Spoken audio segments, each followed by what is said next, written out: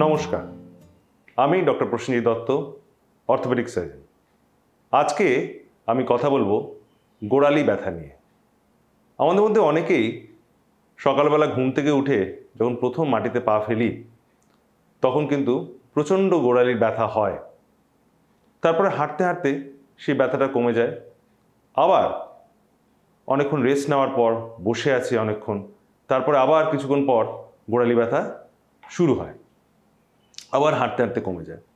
এবং দিনে দিনে এই গোড়ালি ব্যথা বাড়তে বাড়তে এমন একটা পর্যায়ে চলে যায় যে মাটিতে পা দেওয়াই দায় হয়ে যায়। অনেক পেশেন্টরা মাটিতে প্রথমবার যখন পা ফেলে তখন খুঁড়িয়ে খুঁড়িয়ে হাঁটে, গোড়ালি মাটিতে ঠেকাতেই পারে না। তাহলে আসুন আজকে বুঝে নিই কেন গোড়ালি ব্যথা হয় এবং এই গোড়ালি ব্যথা থেকে আপনারা কি করে মুক্তি পেতে পারেন এবং কি এমন করতে পারেন যাতে আগামী দিনে গিয়ে আপনাদের গোড়ালি ব্যথায় ভুগতে না হয়। গোড়ালি ব্যথা কেন হয়? গোড়ালি ব্যথা হওয়ার সবচেয়ে মূল কারণ হলো গিয়ে জুতো। অনেকেই কাজের সূত্রে শক্ত জুতো পরে কাজ করতে হয়, যেমন যারা ফ্যাক্টরিতে কাজ করেন তারা সেফটি শু পরে কাজ করেন, যারা সিনেমায় আছেন বা আছেন, মুভিজে আছেন, তাদের শক্ত হিল জুতো পরে দিনের পর দিন হাঁটাচলা করতে হয়। শক্ত জুতো পরে হাঁটলে গোড়ালির যে পায়ের পাতার যে মাংস, যেটাকে আমরা প্লান্টার ফাসা বলে থাকি, সেই ফাসাটা প্রচণ্ডভাবে ক্ষতিগ্রস্ত হয় এবং দীর্ঘদিন প্লান্টার মাসেলে ক্ষতি হওয়ার ফলে ধীরে ধীরে প্লান্টার ফাসাইটিস ডেভেলপ করে। যারা প্রফেশনের সূত্রে দীর্ঘক্ষণ দাঁড়িয়ে কাজ করেন, যেমন পুলিশ, আর্মির লোকেরা, যেমন শিক্ষক, যারা মলে কাজ করেন তাদেরও দীর্ঘক্ষণ দাঁড়িয়ে থাকার ফলে পায়ের গোড়ালির যে মাংসপেশি, সেই মাংসপেশি ব্লাড সার্কুলেশন প্রায় বন্ধ হয়ে যায় এবং তার ফলে ধীরে ধীরে পায়ের পাতার যে মাংসপেশি, যেটাকে আমরা প্লান্টার ফাসা বলছি, সেটা ধীরে ধীরে ক্ষতিগ্রস্ত হয় এবং পায়ের গোড়ালির ব্যথা শুরু হয়। এর সিমটমস কি হয়? গোড়ালির ব্যথা দু জায়গায় আমরা অনুভব করতে পারি। প্রথম হলো পায়ের পাতার দিকটায়, অর্থাৎ পায়ের পাতার নিচের দিকটা, যেটাকে আমরা হিল পেন বলছি বা প্লান্টার ফাসাইটিস বলছি। আর দ্বিতীয় হলো গোড়ালির পিছনের দিকটা, অর্থাৎ আমাদের যে ক্যালকিনিয়াম হাড়টি আছে, হাড়ের যে পিছনের দিকে যেখানে টেন্ডো অ্যাকিলিস গিয়ে অ্যাটাচড হয়েছে, সেই পয়েন্টে গিয়ে ব্যথা হয়।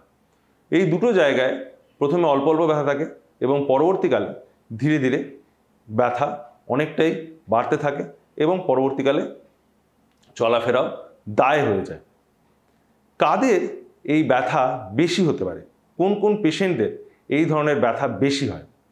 যারা জেনেটিকভাবে ইউরিক অ্যাসিড বেশি ভুগছেন, অনেকেরই জেনেটিক্যালি ইউরিক অ্যাসিড বেশি থাকে রক্তে, যারা ডায়াবেটিক পেশেন্ট, যারা থাইরয়েডের রোগী, এই সমস্ত পেশেন্টদের এই ব্যথা হওয়ার চান্স অনেকটাই বেশি। তাহলে এবার বুঝে নিই যে কি করলে আমরা আগামী দিনে গোড়ালি ব্যথা থেকে মুক্তি পাবো বা আমাদের গোড়ালি ব্যথা হবে না। প্রথমেই যেটা বলার কথা, যেটা করলে 99% গোড়ালি ব্যথাই কমে যাবে, সেটা হলো গিয়ে জুতো। ভালো জুতো পরুন, নরম জুতো পরুন। যাদের কাজের সূত্রে শক্ত জুতো পরতে হয়, সেফটি শু পরতে হয়, তারা জুতের তলায় ইনসোলে সিলিকন ইনসোল ব্যবহার করুন। যারা কাজের সূত্রে যাদের শক্ত জুতো পরতে হয়, তারা বাকি সময়টুকু নরম জুতো পরুন। নরম জুতো পরলে ব্লাড সার্কুলেশন প্লান্টার ফাসায় ভালো থাকবে, হিলে ভালো থাকবে এবং তার ফলে আপনার যদি প্লান্টার ফাসাইটিস হওয়ার কোনো চান্স থাকেও, সেটা কিন্তু আর্লি স্টেজেই সেরে উঠবে। নেক্সট হলো খাওয়া দাওয়া। ভালো পুষ্টিকর খাওয়া দাওয়া করুন, প্রোটিনযুক্ত খাবার খান, যেমন ডিম, ডাল, বাদাম ইত্যাদি হাই প্রোটিন ফুডস খান, যেগুলো প্লান্টার ফাসাইটিস হওয়ার ফলে যে প্লান্টার মাসলসের ড্যামেজ হয়েছে সেটা রিপেয়ার করতে সাহায্য করবে। ভিটামিন সি এর একটা বড় রোল আছে প্লান্টার ফাসাইটিসকে ভালো করার জন্য। ভিটামিন সি অর্থাৎ লেবু, বিভিন্ন ধরনের লেবু খান, যেটা আপনার প্লান্টার ফাসাইটিসের ড্যামেজ হয়েছে সেটাকে রিপেয়ার করতে সাহায্য করবে। এবং শেষ কথা, সেটা হলো পায়ের ব্যায়াম। নিয়মিত বাড়িতে ফিরে যাদের দীর্ঘক্ষণ দাঁড়িয়ে কাজ, যারা দীর্ঘক্ষণ দাঁড়িয়ে কাজ করছেন, পায়ের ওপর প্রচণ্ড প্রেশার পড়ছে, তারা বাড়ি ফিরে এসে একটু পায়ের এক্সারসাইজ করুন, গোড়ালির ব্যায়াম করুন। এগুলো ইউটিউবে অনেকেই পেয়ে যাবেন। এই ভিডিওগুলো অবশ্যই দেখুন এবং রেগুলার পায়ের এক্সারসাইজ করলে আপনার প্লান্টার ফাসাইটিস হওয়ার চান্সেস কমবে। এবার চলুন বুঝে নিই যে যদি আপনার প্লান্টার ফাসাইটিস হয়ে থাকে তাহলে আপনি কি করবেন। প্রথম কথা, বাড়ি ফিরেই একটু বরফ শেক করুন। কীভাবে বরফ শেক করবেন? একটা ছোট জলের বোতল নিন, জলের বোতলটাকে ফ্রিজের মধ্যে দিয়ে ওটাকে বরফ করে ফেলুন, দিয়ে পায়ের তলায় যেমন করে আমরা রুটি বেলি সেরকম করে পায়ের তলায় দিয়ে রোল করুন। একটা ছোট টেনিস বল নিন, টেনিস বলটা নিয়ে বা ক্রিকেট বল যেটা হয় সেটা নিয়ে পায়ের তলায় রোল করুন, এতে পায়ের মাসলসগুলোর মাসাজ হয় খুব সুন্দর এবং তার ফলে কিন্তু পায়ের ব্যথা কমবে। একটু ভোলিনি স্প্রে বা একটু প্যারাসিটামল খেতে পারেন। এগুলো করে যদি আপনার ব্যথা না কমে তাহলে অবশ্যই ডাক্তারবাবুর সঙ্গে যোগাযোগ করুন।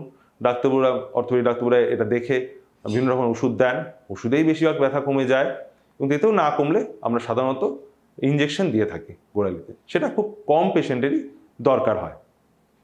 তাহলে এইগুলোই মোটামুটি গোড়ালি ব্যথা নিয়ে কিছু কথা। আশা করি ভিডিওটি আপনাদের ভালো লেগেছে। ভালো লাগলে অবশ্যই লাইক করবেন এবং এই চ্যানেলটি অবশ্যই সাবস্ক্রাইব করবেন। শেষ করার আগে যদি আপনাদের এই বিষয়ে কোনো প্রশ্ন থাকে তাহলে অবশ্যই কমেন্ট বক্সে গিয়ে কমেন্ট করুন, তাহলে এর উত্তর আমি অবশ্যই দেওয়ার চেষ্টা করব।